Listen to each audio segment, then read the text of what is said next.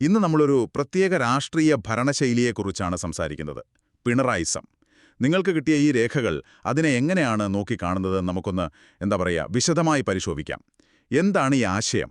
എന്തൊക്കെയാണ് ഈ രേഖകൾ എടുത്തു പറയുന്ന പ്രധാന സവിശേഷതകൾ? നമ്മുടെ ലക്ഷ്യം ഈ സ്രോതസ്സുകളുടെ വെളിച്ചത്തിൽ പിണറായിസത്തെക്കുറിച്ച് നിങ്ങൾക്ക് വ്യക്തമായ ഒരു ചിത്രം നൽകുക എന്നതാണ്. ശരി, നമുക്ക് കാര്യത്തിലേക്ക് കടക്കാം. അപ്പോൾ ഈ രേഖകൾ അനുസരിച്ച് എന്താണ് ഈ പിണറായിസം എന്ന് പറയുന്നത്? ഒറ്റ വാക്കിൽ നിർവചിക്കാൻ ചിലപ്പോൾ പ്രയാസമായിരിക്കാം. എന്നാലും വികസനവും ക്ഷേമവും ഒരുമിച്ചു കൊണ്ടുപോകുന്ന ഒരു രീതി എന്ന നിലയിലാണോ ഇത് പ്രധാനമായും അവതരിപ്പിക്കപ്പെടുന്നത്? അതെ, അവിടെയാണ് തുടക്കം.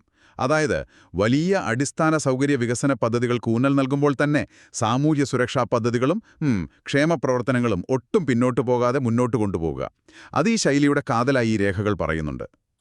ഉദാഹരണത്തിന് ഷൻ പോലുള്ള കാര്യങ്ങൾക്കും പ്രാധാന്യം നൽകുന്നത് ഇതിന്റെ ഭാഗമായി ചൂണ്ടിക്കാണിക്കപ്പെടുന്നുണ്ട്.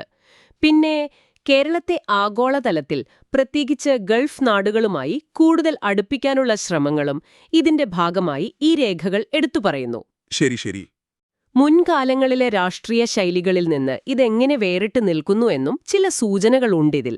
ഇത് പറയുമ്പോൾ തന്നെ മനസ്സിലേക്ക് വരുന്ന മറ്റൊരു കാര്യം, ഈ രേഖകൾ ശക്തമായ നേതൃത്വത്തിന് നൽകുന്നൊരു ഊന്നലാണല്ലേ? തീർച്ചയായും. തീരുമാനങ്ങൾ എടുക്കാനും അത് വേഗത്തിൽ നടപ്പിലാക്കാനും ശേഷിയുള്ള ഒരു കേന്ദ്രീകൃതമായൊരു നേതൃത്വം.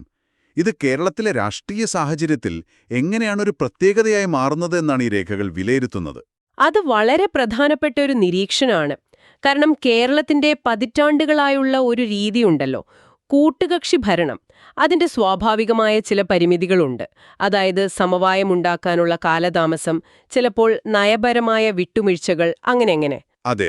അപ്പോൾ ഈ രേഖകൾ വാദിക്കുന്നത് അത്തരം പരിമിതികളെ മറികടക്കാൻ വ്യക്തിപ്രഭാവമുള്ള ശക്തമായൊരു നേതൃത്വത്തിന് സാധിക്കുന്നു എന്നാണ്.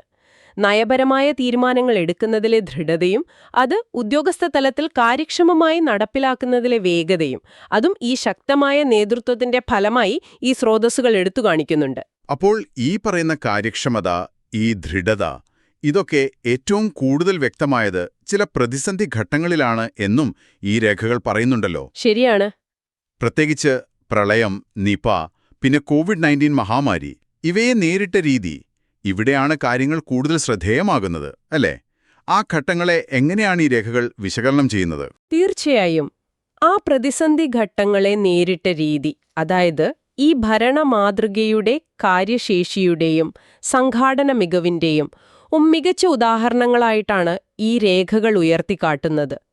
വെറുമൊരു പ്രതിരോധം എന്നതിനപ്പുറം ഓരോ പ്രതിസന്ധിയെയും ഭരണ സംവിധാനത്തെ കൂടുതൽ ശക്തിപ്പെടുത്താനും ആരോഗ്യമേഖല പോലുള്ളവയെ നവീകരിക്കാനും ജനങ്ങളെ ആകെ ഒരു ലക്ഷ്യത്തിനു പിന്നിൽ അണിനിരത്താനുമുള്ള അവസരങ്ങളായി മാറ്റാൻ സാധിച്ചു എന്ന് ഈ രേഖകൾ നിരീക്ഷിക്കുന്നുണ്ട്.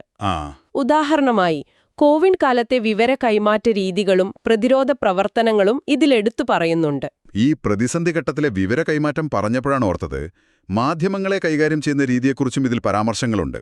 പ്രത്യേകിച്ച് മുഖ്യമന്ത്രിയുടെ നേതൃത്വത്തിൽ നടത്തിയ പതിവ് വാർത്താ സമ്മേളനങ്ങൾ. ആ ഒരു ആശയവിനിമയത്തിലെ പ്രത്യേക സമീപനത്തെക്കുറിച്ച് സ്രോതസ്സുകൾ എന്താണ് പറയുന്നത്? അതെ, ആ വാർത്താ സമ്മേളനങ്ങൾ അതൊരു പ്രധാന ആശയവിനിമയ ഉപാധിയായി പ്രവർത്തിച്ചു എന്ന് ഈ രേഖകൾ പറയുന്നുണ്ട്. സർക്കാരിന്റെ ഭാഗം ജനങ്ങളിലേക്ക് നേരിട്ടെത്തിക്കാനും ഒരുപക്ഷേ ഈ പരമ്പരാഗത മാധ്യമങ്ങളുടെ ഫിൽറ്ററുകളെ മറികടക്കാനും ഇത് സഹായിച്ചു എന്നൊരു വിലയിരുത്തലുണ്ട്. ഇത് സർക്കാരിന്റെ നയങ്ങളും പ്രവർത്തനങ്ങളും സംബന്ധിച്ച് ഒരു പ്രത്യേക വിവരണം, ഒരു നാരേറ്റീവ് എന്ന് പറയാം, അത് രൂപപ്പെടുത്തുന്നതിൽ ഒരു പ്രധാന പങ്കുവഹിച്ചു എന്നും ഈ രേഖകൾ സൂചിപ്പിക്കുന്നുണ്ട്. ഇതുമായി ചേർത്ത് വായിക്കാവുന്ന മറ്റൊരു കാര്യമാണോ ഈ പാർട്ടിയും ഗവൺമെന്റും തമ്മിലുള്ള ബന്ധത്തിൽ വന്നൊരു മാറ്റം? ആ അതിർവരമ്പുകൾ കുറച്ചുകൂടി നേർത്തു വരുന്നു എന്നൊരു നിരീക്ഷണം ഈ രേഖകൾ കാണുന്നുണ്ടല്ലോ. അതെങ്ങനെയാണ് ഈ ഭരണശൈലിയെ സ്വാധീനിക്കുന്നത്? അതൊരു കൗതുകകരമായ നിരീക്ഷണം തന്നെയാണ്. സാധാരണഗതിയിലെ പാർട്ടിയും സർക്കാരും തമ്മിൽ വ്യക്തമായ ഒരു അകലം പാലിക്കാറുണ്ടല്ലേ? അതെ. എന്നാൽ ഇവിടെ പാർട്ടി നയങ്ങളും സർക്കാർ തീരുമാനങ്ങളും തമ്മിൽ ശക്തമായ ഒരു ഏകോപനം സാധ്യമാകുന്നു എന്നാണ് ഈ രേഖകൾ പറയുന്നത്. പാർട്ടി സംവിധാനത്തെ കൂടി ഉപയോഗിച്ച് സർക്കാർ നയങ്ങൾ താഴെത്തട്ട് വരെ എത്തിക്കാനും നടപ്പാക്കാനും ഇത് സഹായിക്കുന്നു.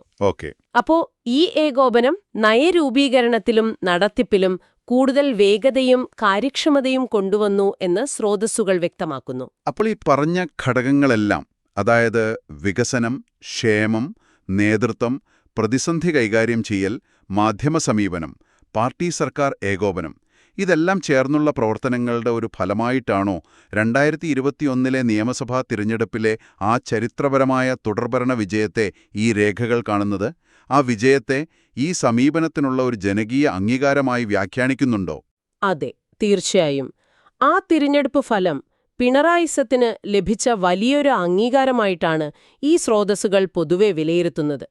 പറ്റാണ്ടുകൾക്ക് ശേഷം കേരളത്തിൽ ഒരു മുന്നണിക്ക് തുടർഭരണം ലഭിച്ചത് അത് ഈ പുതിയ ഭരണശൈലിക്കും അതിന്റെ നേതൃത്വത്തിനും ജനങ്ങൾ നൽകിയ സമ്മതിയായി ഈ രേഖകൾ വ്യാഖ്യാനിക്കുന്നുണ്ട്. വളരെ നന്നായി.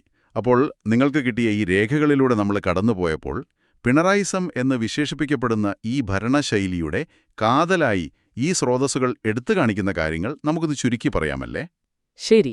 വലിയ വികസനവും സാമൂഹ്യക്ഷേമവും ഒരുമിച്ച് കൊണ്ടുപോകാനുള്ള ശ്രമം, ശക്തവും കേന്ദ്രീകൃതവുമായ നേതൃത്വം, പ്രതിസന്ധികളെ ഒരു തരത്തിൽ അവസരങ്ങളാക്കി മാറ്റാനുള്ള കഴിവ്, മാധ്യമങ്ങളെ നേരിട്ട് അഭിമുഖീകരിക്കുന്ന രീതി, പിന്നെ പാർട്ടിയും സർക്കാരും തമ്മിലുള്ള ശക്തമായ ഏകോപനം, ഇതൊക്കെയാണ് ഈ രേഖകൾ മുന്നോട്ട് വയ്ക്കുന്ന പ്രധാന ചിത്രങ്ങൾ. ഈ വിശകലനം നിങ്ങൾക്ക് പുതിയ എന്തെങ്കിലും കാഴ്ചപ്പാടുകൾ നൽകിയോ? തീർച്ചയായും. ഈ സ്രോതസ്സുകൾ ഊന്നിപ്പറയുന്ന ഈ കാര്യക്ഷമതയും പ്രവർത്തന രീതികളുമെല്ലാം പരിഗണിക്കുമ്പോൾ സ്വാഭാവികമായും ഒരു ചിന്ത വരാം. അതായത്, ഒരു രാഷ്ട്രീയ സംവിധാനത്തിൽ ഇത്രയും ശക്തമായ കേന്ദ്രീകരണവും ഒരു വ്യക്തിപ്രഭാവവുമൊക്കെ ഉണ്ടാകുമ്പോൾ ദീർഘകാലയളവിൽ അതിന്റെ സാധ്യതകളും അതോടൊപ്പം തന്നെയുള്ള വെല്ലുവിളികളും എന്തൊക്കെയായിരിക്കാം? ഈ രേഖകൾ നേരിട്ട് ആഴത്തിൽ ചർച്ച ചെയ്യുന്നില്ലെങ്കിൽ പോലും ഇതിൽ നിന്ന് നിങ്ങൾക്ക് തുടർന്ന് ചിന്തിക്കാവുന്നൊരു പ്രധാന ചോദ്യമാണത്.